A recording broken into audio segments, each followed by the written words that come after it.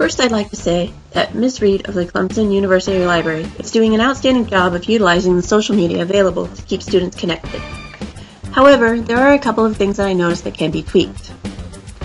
While Ms. Reed uses Facebook, Twitter, and the Clemson University Library's weblog, this presentation will focus primarily on Facebook. If we look at the library Facebook page, we can see some of the things that Ms. Reed is doing consistently, and these things create what Dr. Howard calls remuneration in his book Designed to Thrive. Remuneration, put simply, is keeping members interested by creating a beneficial situation. One technique that Dr. Howard suggests is creating a regular event, which Ms. Reed has done with her photo of the day.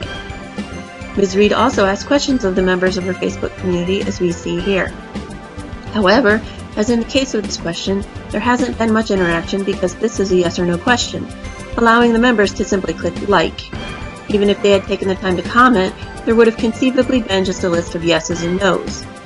One way around this is to ask open-ended questions, perhaps something along the lines of, where would you like to see the photo of the day posted, or how you access the photo of the day. This would allow for more thoughtful answers, as well as possible interaction among the commenters, as we can see here. Speaking of photo of the day, another thing the library might consider is requesting that students take their own photos and post them to Facebook pages, making sure to tag the library in the photo. The members of the page, by uploading their own photos and tagging the library, feel that they have some influence in the community. This activity does two things for the community. It creates a relationship between the student and the library, and it makes friends of the student's page aware that the library has a Facebook site.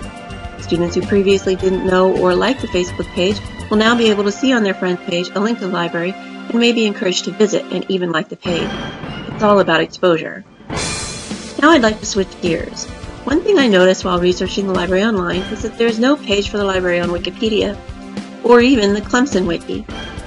While we don't usually think of Wikipedia as a social media, it can be a great collaborative tool that makes members of a community feel more invested.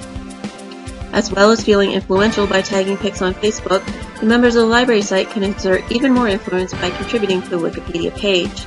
This collaboration will also foster a sense of belonging.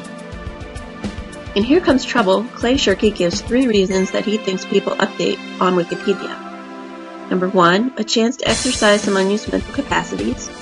Number 2, vanity or a desire to make a meaningful contribution.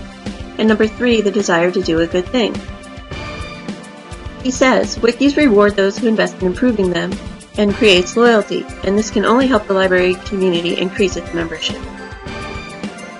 Since, as Shirky says, many people are more willing to make a bad article better than willing to start a good article from scratch, I suggest that Ms. Reed create a wiki page and request through Facebook that students update the article, and a suggestion for the page, an interactive map. While the library website has a map, as we can see here, it is inconsistent and hard to navigate. But Ms. Reed can use these layouts, her photo of the day, and students' photos to create a simplified virtual map. Clicking on a link on the map will cause a picture of the area with a short description to pop up.